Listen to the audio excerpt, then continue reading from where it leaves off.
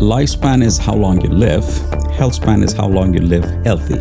71 used to be the average lifespan in the developed world. Today it's 85. So we've gained about 14 years in lifespan. That's about a 20% growth. However, healthspan has not grown by 14 years. It's grown only by 10. The Okinawans, the longest living people in the world, they have a community. They don't do special exercise, they just walk. They eat simple.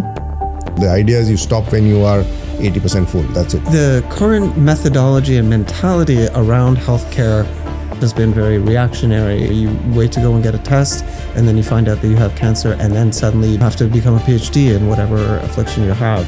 Is that the right approach, and are we looking at things differently now? Gentlemen, welcome. The topic of longevity has gone from relative obscurity to becoming a very popular and mainstream term. It has led to the advent of a whole bunch of new businesses, clinics that are specifically targeted at longevity, wellness centers, and the advent of more and more activities for the elderly and good health. I actually think it's shifting the whole hospitality industry, and we're seeing much lower consumption of alcohol among younger generation. People are valuing sleep more than they're valuing anything else. But at the same time, we are seeing people living longer but suffering longer, and we also have an economic impact of people living longer. And so to kind of uncover all of that and learn about what you're both doing, I'd like to welcome you to the Thai podcast.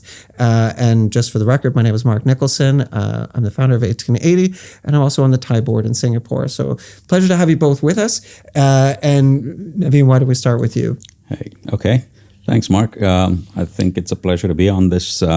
If you look at the data behind some of these things, this is one of the single largest growing demographic in the world, about the 50 to 65, 70-ish group, because the population is aging. So in that context, I was looking at all of these changes and saying, what can I do to impact the space? And quit my job, and I've started a company called 25 Years More. Okay, we'll get super into that and what that's doing. And how about yourself, Abhi? Yes, so thanks, Mark, for having me over as well. I've been through corporate life. I've stopped working. I was an entrepreneur. Then I shifted away. I thought about things. Now I'm a mentor. I'm a course designer. I teach. I play golf. I'm just sharing my experiences, and it's backed by stuff that I've done. I'm a designing a life coach. I'm also an ambassador for Stanford Center of Longevity, right? So the idea being that there are these research institutions which actually want to propagate their message. And I'm one of them in Singapore. There are two of us here. Okay. So I just thought I'd share my experiences. Yeah, fantastic. So also want to get into the things that you do as the ambassador for Stanford Center of Longevity. So to question to both of you, we talk about lifespan. We may live to be 75 and we may live to be 100. But then there's this sort of new term called healthspan. And maybe if we start with you, what's the difference? So lifespan is how long you live. Healthspan is how long you live healthy. And the gap between the lifespan and healthspan is called the comorbidity period, where you're going to have some sicknesses, illnesses, etc. So depending on which time frame you picked, 71 used to be the average lifespan in the developed world. Today it's 85. So we've gained about 14 years in lifespan. That's about a 20% growth. However, what's happened in parallel is that healthspan has not grown by 14 years. It's grown only by 10. What that means is that people will live 14 years longer, but they will suffer some sort of a comorbidity period during those 4 years. So now trying to match health span to lifespan is the objective that a lot of people are trying to get to. And that's why you see the growth of these wellness centers and other businesses that are growing, because most of the transmittable diseases have been cured. What determines this health span lifespan gap is not diseases like malaria or polio or tuberculosis, but it's usually tied to the 4 dark horsemen, as they call it, which is diabetes, cardiovascular diseases, dementia, and cancer. And these can be prevented by better lifestyle choices. And that's why this whole discussion around health span and lifespan comes into play and is going to impact all of us. And Do you have something to add to that, Abhi? Yes, I just wanted to add this whole the morbidity, what he called comorbidity, is actually not just a private person issue. It has to do with healthcare systems all over the world. For example, any aging society does not want people to end up in hospitals because that just puts pressure on the healthcare system, right? It has issues around entrepreneurship, about how you can set up businesses and keep people working longer. So the impact of this morbidity is not only on insurance and government policies, but also in the private sector, right? Somewhere it is negative, somewhere it is positive. But the idea being that whatever you do to reduce it is good for the economy. If you take GDP per capita, every person who's going into late 60s is in a way negative because of the health part of it. The primary hit is the healthcare benefits. And the less morbidity you have, the less the government has to spend on healthcare benefits, right? So that's the angle. Okay, so because you both addressed this, is the current methodology and mentality around healthcare appropriate for what we're trying to address? And I've heard the term geroscience. Yes. And it seems to me that a lot of our approach has been very reactionary. You know, you wait to go and get a test, and then you find out that you have cancer, and then suddenly you have to become a PhD in whatever affliction you have. Is that the right approach, and are we looking at things differently now? So over the last 5-7 years, a lot of the medical institutions have started taking steps to actually see if they can reduce cell aging. You know, the net effect of cell destruction and cell regeneration. If they can reduce that effect, then all these things will start happening. And that goes down to basic research, right? So one area is that. The other one is things like Chi longevity, right? Who are going down to actually map the genome and see what they can do to you to prevent the 4 dark horsemen, right? I mean, how do you stop people from getting dementia? It's not just keeping the brain active, right? You got to do movement. It's got other stuff as well. So I think medically, over the last 5-6 years, there has been a lot of progress to try and get ahead of the problem, as opposed to reacting to issues to come about, right? And this is happening primarily, again, Western nations, because they're the ones who are faced with the demographic issue, right? The other countries like India, China don't really care about it at this point in time. But they will have to at some point to care about it. So. Yeah, and what I've seen is most of the gerontology studies used to be targeted roughly around 70 and 80 and beyond. But now that attention is turning much earlier. So that's where the proactive stuff versus the reactive stuff comes in. I'll give you a live example. I was just with my mother the other day, and she's fallen 3 times. She's 92.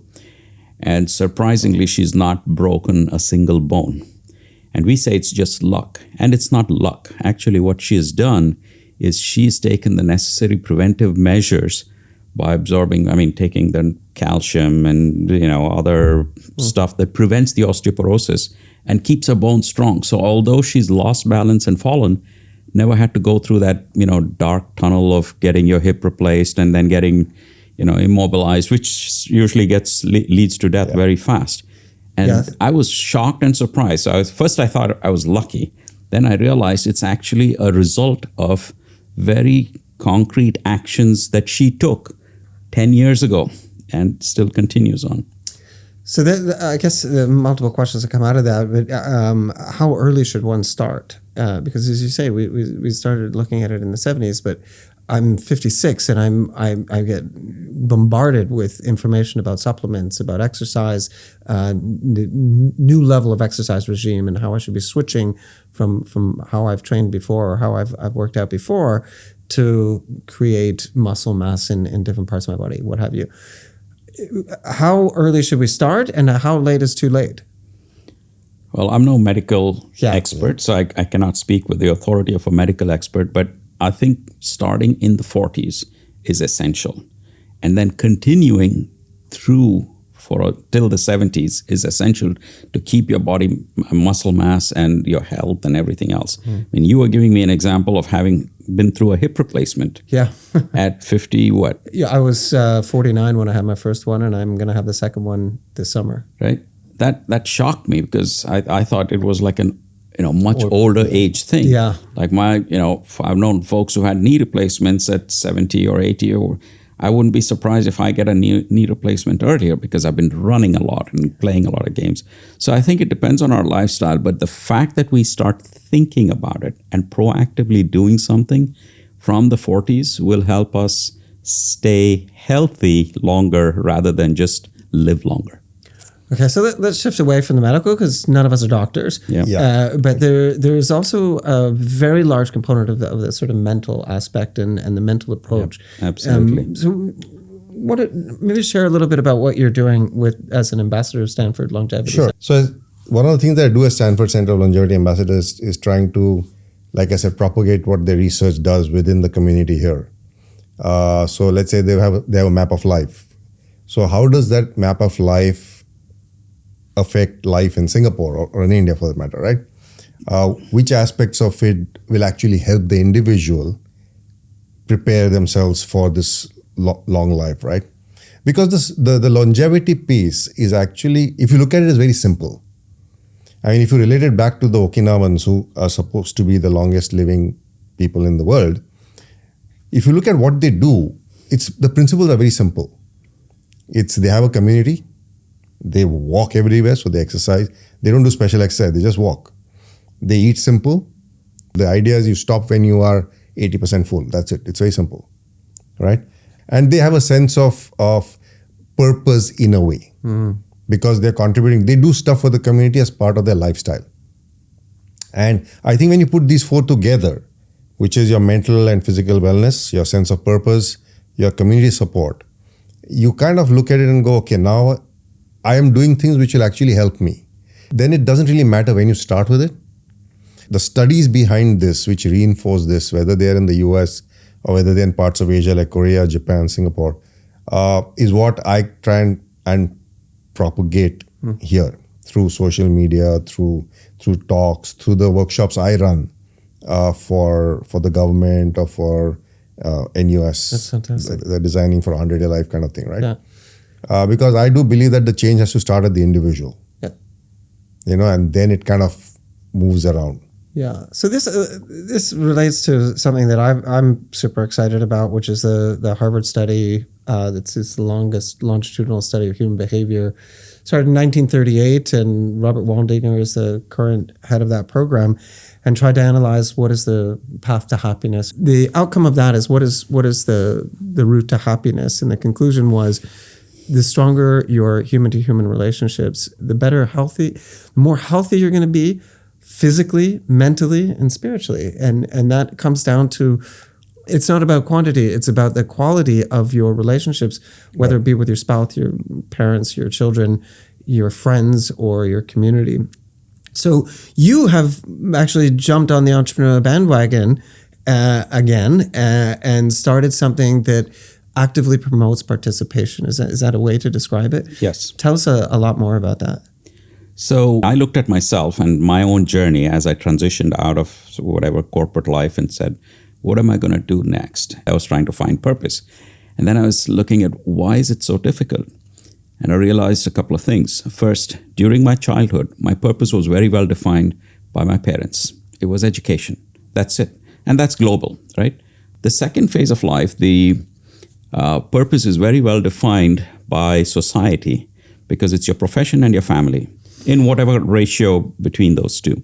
But when you get to the end of that stage, whatever age, it doesn't matter.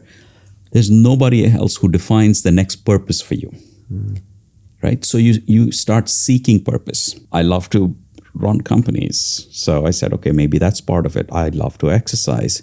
I love to learn. So then we broke this down into 4 pillars of earn, learn, give, and grow. We now switch the order, but I think that's essential to help the brain find purpose because you put it in a couple of simple terms, and then you also have to time bucket your life. If you try to find something that you want to do for the next 20 years, doesn't quite work. You have to time bucket it into 3 to 4 year chunks and say, what am I going to really do for the next 3 to 4 years? And then get to the next 3-4 years and then decide again and then keep shifting it, because many factors change. Our mobility changes, our health changes, our financial circumstances change, our geography where we live might change. So as these factors change, we slowly start making adjustments to the purpose that we find. And then if you break it into these categories in the pillars and the time zones, time buckets, it becomes easier. So how does the business work? So the business model is very simple for 25 years more. We have members that come in. We have a target segment of the members, and we help them define their life 2.0. And how we help them define is we give them a lot of options. We have coaches, 6 coaches on staff that help to manage this transition. As he was saying, the transition is quite tough because it's a psychological change, it's a social change, it's a financial change, and people are not quite ready for it. So we have coaches on staff. We have about 20 or 24 partners that offer services in these various areas. So somebody says, hey, listen, I still want to get a job.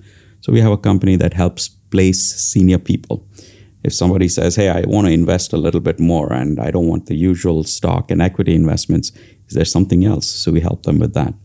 People who want to learn. So we have a few companies that teach about generative AI for seniors, people who teach music and photography and stuff. So that's one of the pillars.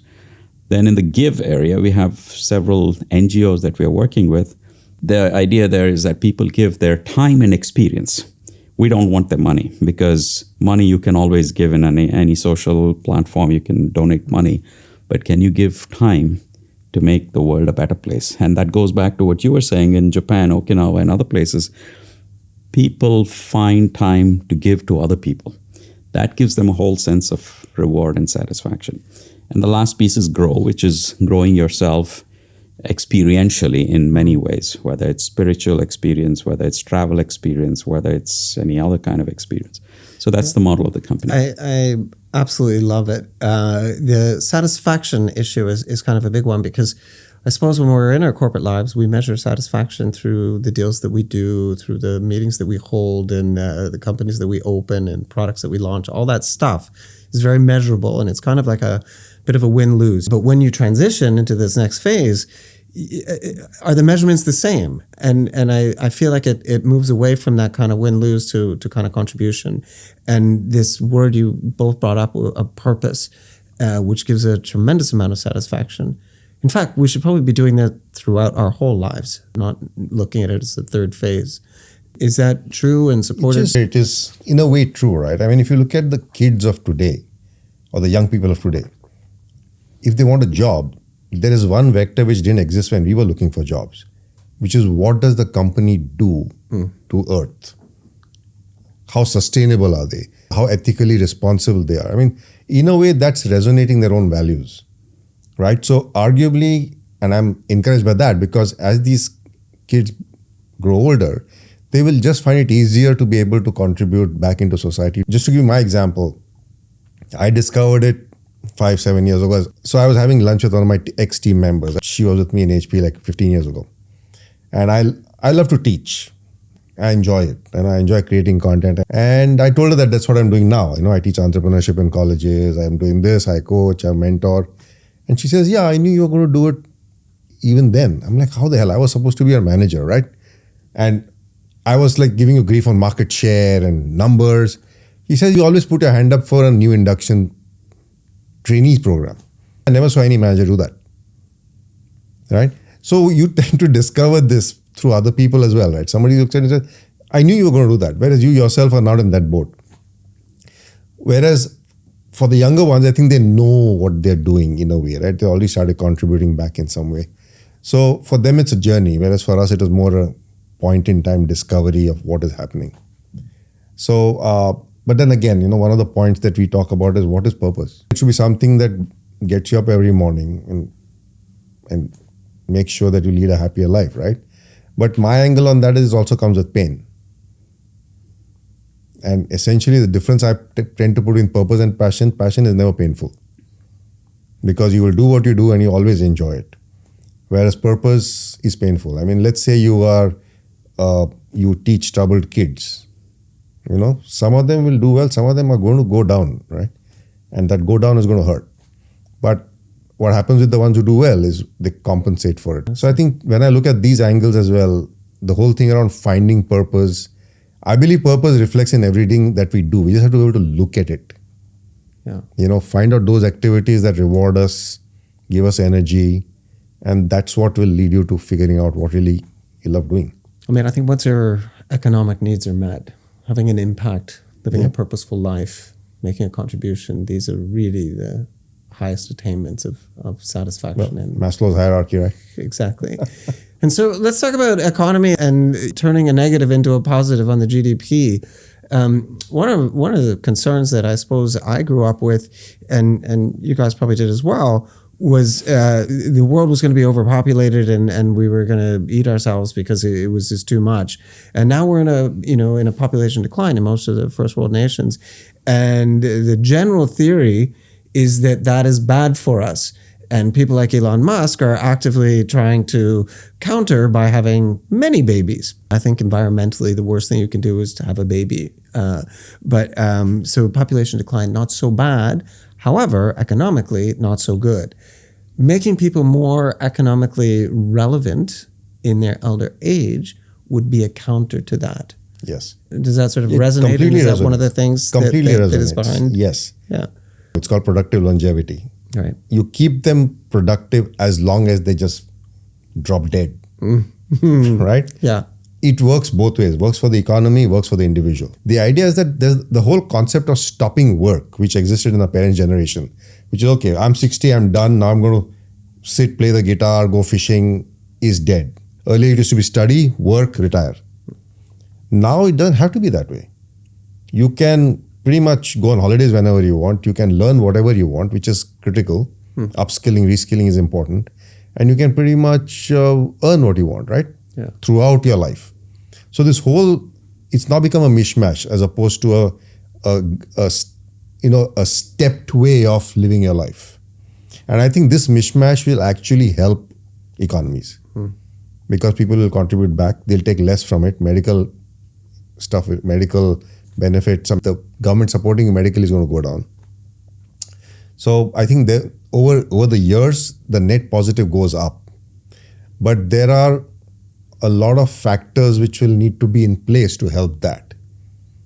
Countering ageism, for example, or the ability to have, how many VCs do you know who support 50 plus entrepreneurs? Very few. Yeah. Right? So you need an ecosystem which will support this movement. I think probably Naveen can talk a little bit more about that because what he does is essentially supports. And if there are like 100 of him now, this place will look fantastic. Correct. Right. Yeah. So that comes down to this point of the longevity dividend. The biggest asset you have is yourself, right? Your brains or whatever. And if you can actually recognize that the longer you live, there is a dividend element of it. That's a positive view of life, right? I think that concept of the longevity dividend is really important to recognize. And we talked about this GDP impact. The recognition by governments that each person falling out of the working space starts dropping GDP because net productivity goes down, right? Yeah. And that's what's happening in the developed countries. So governments are now just doing a few things to say, okay, we will increase the retirement age by a year or two or so. But that's just putting lipstick on a pig, literally, because what we are not recognizing is that the fundamental idea of this ageism and people thinking that as you age, you're losing something and you're not as productive or you cannot contribute as much. That is a complete mind shift that has to happen. And one of my friends, Neeraj, he runs Wisdom Circle, and he said, now my mission in life, Naveen, is to get people to recognize that older folks can be just as productive. He's got a large number of people who are willing to work, but the demand side is struggling because people are not willing to hire. And these are corporates. What I'm talking about is corporates. So it can start in different ways, whether it's the government side, corporate side, but there has to be a concerted effort to increase this longevity dividend. And there are 3 or 4 different stakeholders in this. Yeah, so that brings up an interesting question because we definitely don't perform at the same level throughout our entire life. Most of the revolutionary stuff happens in your younger years, and as you get older, it gets more difficult to find that new inspiration. But there is a transition into a different type of contribution, which I think is more about mentoring, education, passing on the wisdom that you've acquired over the years, and that can be equally satisfactory. I do think that societies like Singapore work in a very special way and very different to, let's say, Canada. I do think the filial piety and the idea that the family takes care of itself as a family unit is something that is not happening enough in the world. Do you see that in either of your work? Absolutely. You read or seen the blue zones, right? Yeah. And Singapore is the only place which is a new blue zone. Are we a blue zone? I didn't know that. We are in one of the blue fantastic. zones. All the other blue zones, I think there's one in Sicily and one in Okinawa and one somewhere in South America. All of them have come through, thousands of years of evolution or civilization practices, etc., and they live long. Singapore is the only one where it's done in a very short period because the government has aided it. People are much more conscious about what they eat, about their exercise, and social engineering has been done by the government, and it's playing out well, right? So intergenerational living is highly promoted, which constitutes that ability to, not push them away, like you said, let them, not be seen and not be heard of. They're everywhere. I mean, they work as taxi drivers or other roles, and nobody feels like, hey, this is something I can do or should not do. So I think these kind of things, promoted by the government, accepted by society, has to happen everywhere else in the world. And that's how we can bring other countries or continents into the blue zones like Singapore has done. Intergenerational living is simply living with your parents, is that it? No. To explain? I'm gonna go. So Singapore has this Dawson project. So what they've done there, which is part of their testing to see how it works, is the entire HDB block. There are flats which are for senior citizens, and they are made for senior citizens with rails and ramps and alarm things and everything. Then there are apartments for people with kids. And at the bottom, there are retail facilities for commercial, right? So you can have for example, you could have a childcare center, which is run by NTUC, where the grandfather who lives on the 50th floor comes down and looks after somebody else's kid. I love that. Right? Yeah. So the experiment that they're trying to do is intergenerational. Does it, again, it comes back to, I think the focus that Singapore has is we need to drop morbidity. Really worried about it, right? Which I think is fair. But you see, most of this research done is in the Western world of anything to do with longevity, right?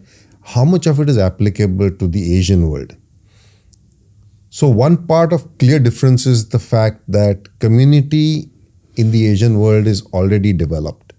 This whole thing around having family, staying close to family. Sometimes the government forces you to buy HDB blocks close to your parents because they want you to look after them. The sense of community in Asia is much more than it is in the West, which is a little more nuclear from a family angle. So that helps. So if you look at the three pillars I talked about, community, mental and physical wellness, and purpose, the community pillar is a little more advanced here in a way because that's how we are culturally. But on the other side, when you look at productive longevity, I can't imagine a 62-year-old here going to work in McDonald's, right? Or driving an Uber or a Grab.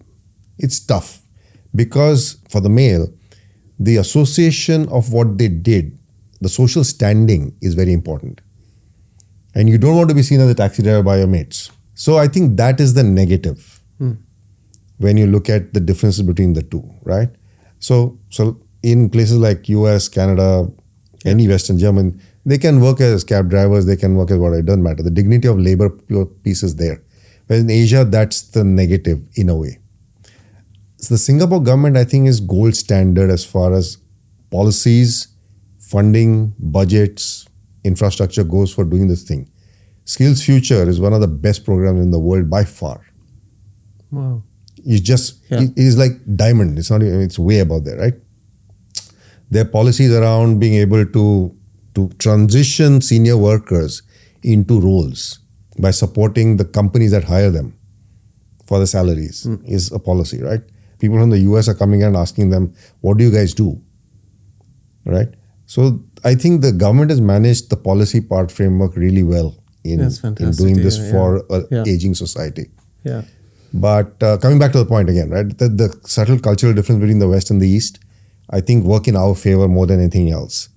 If we can fix the productive longevity bit, which people like Neeraj Sagar or Courage Chapter or whatever are trying to do, fractional roles, can NGOs actually hire senior people to just help them? Why not? Yeah. Right? I mean, ultimately, it's just the experience that counts. You don't have to physically work. Yeah, it's funny. I think about my mother, who is 85, and she holds a weekly salon on geopolitics, macroeconomics. I mean, she writes a introduction to this, and she sends it out the day before to about 150 people. And it is a world summary. It's like getting a copy of The Economist once a week. It's just fantastic. She has links in it. And at a certain point, I was like, Mom, you got to stop doing this. She's been doing it for years. And I realized that this keeps her mental acuity. It keeps her involvement. But then hosting the salons keeps her, she's got very, very good friends and her sense of belonging to a community. These are all making her, I mean, she's going to live to be 180. Like, she will outlive her grandchildren because she's just it's solid as a rock. And none of this was done intentionally. It's just really how she evolved, and she refused to give up on it. See? These things, I realize, are the backbone. This is what helps you stay. So what are your recommendations in terms of just mental acuity, which is, for me, it's my biggest concern, but, Sudoku, playing bridge. What are your things that you recommend to people? So I don't need to look farther than my dad. Yeah. He's 97. Fantastic. Okay. He's completely conversant with WhatsApp. He's conversant with most of the tools that are around. He plays Sudoku or word puzzles and numbers games at least 4 to 5 hours a day. Oh, wow. Okay. And my mother would do the same thing on her mobile. So when we sit around, it looks like, one of the younger generational families where all the kids are with their mobiles and I'm sitting with my two 90-year-old, parents, and they're on their mobiles, but they're not social media watching. They're actually doing things to keep their mind active. Fantastic. And that allows them to remain very, very sharp. I mean, my dad still talks about creating a trust and creating a foundation. Let's, package our investments this way. I'm like, Dad, why do you want to think? But it keeps his mind active. Yeah. I think that's really the point. So have you heard of this book called The Second Mountain? Arthur Brooks. It's Arthur Brooks, yeah. It's one of his books. And he talks about the second mountain being, and he contrasts that with the first mountain. The first mountain is where you take and you build up. You build up your ego, you build up your professional status, you build up your financial status, your social capital. Then he says you have to make the transition to the second mountain where you give. You shed your ego, you shed your wealth, you shed your experience. And it doesn't mean you throw it away, but you share it with people, right? And then you get, so he says, living a life of joy through the experience of giving what you have. Some people never get there because they're in this constant mode of, I need to earn more, I need to take and take and take. So that's where the net givers versus the net takers comes into play. But that book is really, really worth reading. The shedding of the ego, I think that should be a life mission. This is a little bit more personal than I was expecting, but I would say my father was an unrequited businessman. He tried to build something, it didn't work out, and that was always sort of something that bothered him. And if you asked him, he might have said he was a failure in that regard. However, what he created with these weekly salons that my parents host was unbelievable. It's an institution in Canada, and he was awarded Queen's Jubilee Medal and all this stuff, and he got a lot of recognition for it. And at his funeral, I was amazed at the people who came out and gushed about his contribution and how important what he did was for their lives. And this comes back to, this thing about ego and how we measure success and how it really does kind of mess us up. We only really talk to the people who succeed. The ones that don't, they disappear into the ether, and I don't think we explore the damage of that enough. I think that it is something we have to learn very early in life is that there will be a transition to the second mountain in terms of both of the endeavors that you're undertaking. What are the things that you'd like to see happen in the next 10 years? So I heard a phrase or two phrases. One is called the striver's curse and one is performance treadmill. I like both of those phrases because it set in context for me what I was doing and what I need to get away from. The striver's curse, that's what I was suffering from through the first part of my career. There was a KPI, there was a number, there was something that I had to strive to and exceed. And the win-loss concept that you talked about, right? And the word curse always puts a negative spin on it, but that's what drove us. Now trying to walk away from that striver's curse to something else where your achievement is measured by a totally different set of... Not even measured, right? What does the post-LinkedIn world look like? Right? When you get away from the humble bragging, what are you going to say? I love that. Right? So I think that's going to be the future where we all start thinking about what am I going to do for people? I can't keep taking. I got to give. And what can I give? What am I good at? And how much can I give?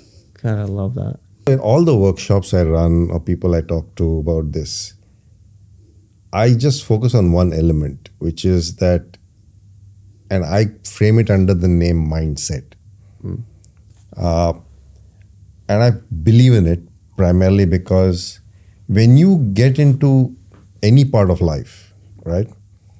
If you are curious, if you are open to experimentation and testing, and not afraid of failure, if you have some failure immunity, or you're not afraid of failure, which is you're resilient in a way, I think you can live through any stage of life. I try and get that across. I'm like, guys, has this workshop made you more curious? Has this workshop sent you in a direction saying, you know what, I can try this thing, maybe I'll fail. I'll prototype it, I'll test it small, maybe I'll fail. But to me, that failure is not a failure, it's just a learning. Because there are no definitive answers. We had a definitive answer earlier, right? Because you had an objective. You were saying, okay, you need to get to X revenue every quarter. It was there. You had no choice, right? Or you need to send your kids to college, or you need to, stuff. You had objectives. As you progress, these objectives go away. So what do? But if you want to live life, you're going to have to try stuff. And if you're open to it, you will try. And as you try and you learn, that's what life is about, right? That's what will give you. You'll stumble upon your purpose, maybe. You'll stumble upon something that you enjoy doing just because you did it. There's this thing called neuroplasticity, right? You hate music, but hey, I want to go learn the guitar. I have no idea how to play it. It'll screw up my brain, but it'll build new pathways, fire new neurons, right? That's what the brain needs. So when you try this, it's always triggering stuff in your mind and your body, right? So that is super important. That is super important. That's part of how the brain stays fresh. Yeah. So when somebody gets up, you ask him, if you look at the number of people who went on his Everest base camp trek who never trekked in their lives before, probably like 30-40%. They never trekked before, but they just said, no, I want to go to Everest base camp. Yeah. Why? Because I just want to try it. Can't imagine the satisfaction that leads to. That's phenomenal. Okay, I would be remiss if I didn't ask you about AI. How concerned in any parameter that you want to address it? Why don't you start? Well, okay. AI and technology is going to accelerate this whole movement of people being able to live longer, healthier. Okay. Because in every aspect, whether it's medical research, AI is going to play a role. Protein molecule development, AI is going to play a role. You are a CFO, you want to figure out how to write a marketing brief for an NGO, ChatGPT. You need to ask the right question, right? You don't need to have a background in marketing to write a marketing brief because ChatGPT will do it for you, right? So I think AI applications are going to accelerate all this, right? And they are an aid to whatever you do. I firmly believe that. Whether it's AI, whether it's any kind of technology, NFC, anti-fall, whatever you have it, right? Smart tiles which measure your blood pressure and stuff like that and stuff. So I think tech is going to only improve the healthy longevity part of it and allow people to enjoy that longevity dividend a lot more. What do you think about the companionship of AI as a benefit? Oh, But let me take your first question first, then I'll come to companionship because Yeah. I think there is something really important. See, if you take the whole agricultural revolution where people moved away from agriculture to other, forms of industrial activity, or the mechanization, and then the IT revolution, each one of these did not aid the aging generation. It's just the middle of the bell curve that benefited, and they had to shift their skill sets. But today, AI, which is the AI, revolution now, that has a unique difference that people who have the experience can be better prompters than the people who don't. Think about it, right? Because what's prompt engineering all about? You got to know how to ask the right questions. Now, a person who has just come out of college or whoever else has got all these AI degrees, maybe a good person who can implement the prompts, but who's the person who can actually think of the prompts is the one who's got more experience, right? And I say this with depth of knowledge. I have a PhD in AI and machine learning, right? But that was 30 years ago. But even today, now I start using all of these AI tools, and I can't do it as well as everybody else, the younger generation, but I can see that all my years of experience can now be used in this revolution. So I think the impact on AI to make the second phase of life more productive is much higher than any of the previous revolutions. That's super interesting. I love that. So that's my first view. I think on the companionship, I think of that as, I don't know, I like the human touch. So I personally have something against the companionship element of AI, although it can be very rich. There's another element too, which creates versions of you so that even after you pass, children can talk to their... It's super creepy. Avatars. I don't like that at all. Right? But there are companies that are doing that. Yeah. They take your writings, they take your speech, they take your telephone conversations and create a version of you so that your children can continue to connect. And I'm like, just doesn't fit well with me. Black Mirror stuff. I know. Exactly. Okay, well, thank you so much. This has been a super fascinating discussion. What I would love is that we regroup in 10 years and find out where we all go to. Yeah, and see where the world is and what AI has done to us. So before we finish, I think I'd like to put a plug in for the next session we're going to do in Thai. Please. This Age Tech group is a series of 3 presentations. The first one was about purposeful longevity. The second one is about investing in this space. So the next seminar that we're going to do in May is about investing in age tech. Where are the opportunities? What are the places to look for? And what are the returns to measure against, etc. So that's going to happen in May. The third topic is an interesting one, which is as you age, what are the transitions that take place? So we're going to have 2 to 3 people who've actually had tough transitions and what they're going through, so that it brings it all down to reality. That's in June, I think. That's fantastic. Thanks for the plug. I want to be at both of those. Okay, gents, thank you very much. Thank you, Mark. Pleasure. Excellent. Appreciate it. See you next time.